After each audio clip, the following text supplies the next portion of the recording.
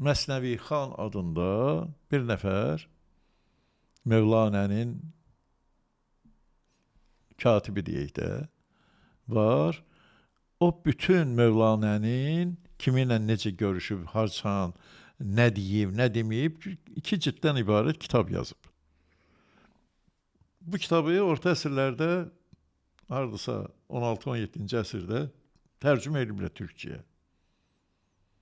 Bu yaxınlarda da həmin tərcümənin, bu yaxınlarda deyəndə təxminən bir 20 il bundan qabaq, müasir türk dilinə tərcümə edib çap ediblər. 2 cild. Orada da çox maraqlı bir miniatür var. Deməli, Səlcuq Sultanının arvadı Gürcü idi. Gürcü xanımları da belə fantastik şəkildə əllərini, barmaqlarını dolaya bilirlər. Səlcuq Sultanına deyib ki, pul bura, üstündə ikimizin şəkli olsun. Sən məni sevmirsən, düz sevirəm. Onda gəl bir qızıl pul bura, üstündə ikimizin şəkli olsun. Rəssamı çağırır, başlayır bunun şəklini çəkir və elə düzəldir ki, bu ikisinin şəkili pulun üstündə olur, qabartma şəklində. Orada da qayda belədir ki, bir kütləvi bir iş olanda mütləq alimlərin rəyi olmalıdır. Alimləri yığır, puldan göstərir bir neçə nüsxə ki, bu pula nə deyərsiniz? Etiraz edirlər. Deyirlər ki, bizim əqidəmizcə pulun üstündə idarə edicinin, sultanın şəkli olmamalıdır. Bu, İslama qədər ki, bütün pullarda var. Bütün Avropa pullarında sultanların, karolların, kralların, onların ailə üzvlərinin şəkilləri, vəliəhdin şəkilləri pulların üstündə olub. Bizim də bəlkə pulların üstündə var da, səbirləməmişsin. Deyirəm də. Bizdə amma olmayıb İslama qədər.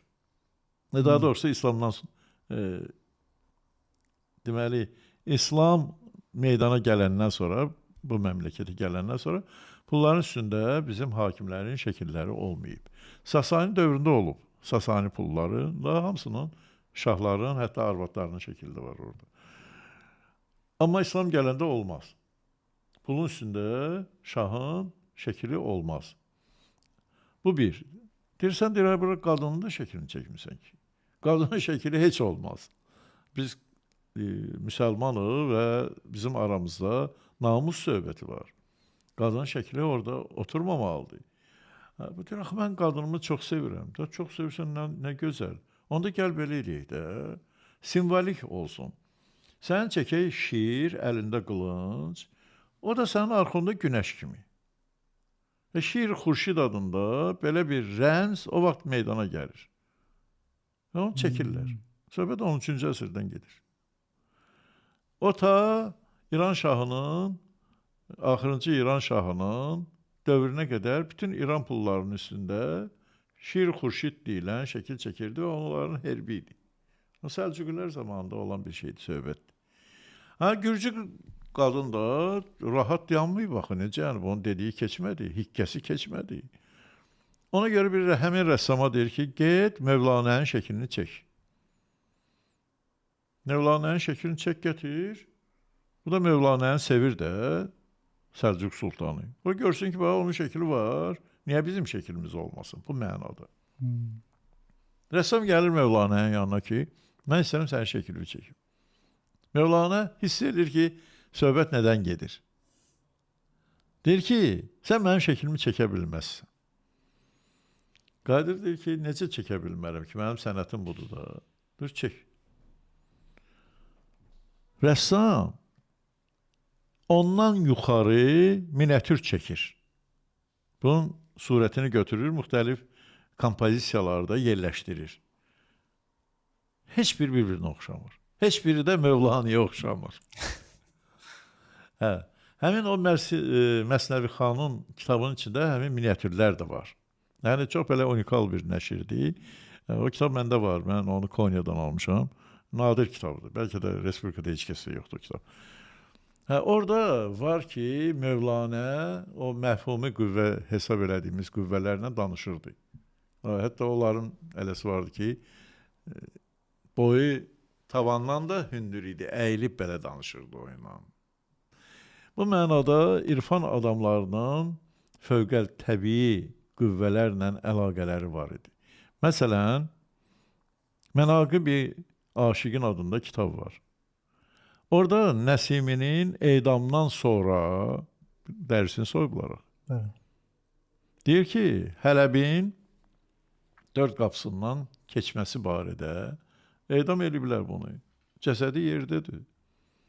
Amma şahidlər and içirlər ki, Allaha and olsun, mən gördüm Nəsimini, bax bu qapıdan keçdi. 4 dənə qapısı var, 4-ündən də eyni zamanda keçib bu adam. Bu ruhu ilə keçib də, təbii ki. Ruh da çıxır bədəndən, keçir burada. Onun bədəni dəfn edirlər ki, həmin qəbri buradadır. Gedir başqa bir insanın ruhuna girir, kimsəsiz bir insanın. Gəlir həmin ruhun sahibi kimi danışır. Və bunu qəbul edirlər. Çünki o ətrafdakı kimin hansı cəmiyyətə gedirsə, onları tanıyan, onun tanıdığı cəmiyyətə gedir. 52 gün yerdə ruh azaddır.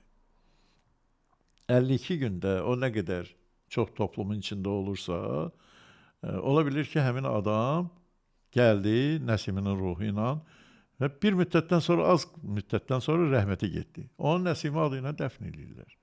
Sonra həmin ruh gedir bir başqa yerdə, məsələn İrana gedir. Orada bir kimsəsiz bomj deyək də, bomj həyatı keçirən, evlənməyib, uşağı yoxdur, evi yoxdur. Küçələrdə qalır. Gedir onun bədəninə girir. Bəs siz, mənə bir siz nə şey eləmədi? O həmin adamın bədənində də ruh var da, o gedir ki, ruhun bədəninə İndi elə bir vəziyyətdədir ki, bunun ruhu çox zəifdir, xəstədir. Ruhsuz da, ruhsuz bir adam. Yəni, güclü adamın ruhuna girmir, bədəninə girmir ki. Belə kimsəsizdir, bütün günü qayğı istəyir, buna da qulluq eləyən yoxdur. Belə atılmış bir insandır da. Gəldi və durur və əməli başlayır. Üst-başı pis gündə gəlir cəmiyyətə, buna təzə paltarlar verirlər. O danışır ki, məsələn, mən əli yerlərdən gəlmişəm, paltarlarım ona görə bu gündədir. Hamamlanır, saqqalını düzəldir, həmin adama oxşayır, yəni Nəsimiyə oxşayır. Nəsimi olmasın, başqa bir irfan adamı olsun. Mən nağıl danışmıram, amma bunlar hamısı həqiqətdir. Hamısı həqiqətdir. Yəni ruhun gəzərgi olması. Ruhi rəvan baxışlaram, ruhi rəvanə sığmazam. Nəsimidir də. Ruhi rəvan nədir? Hərəkət edən ruh deməkdir.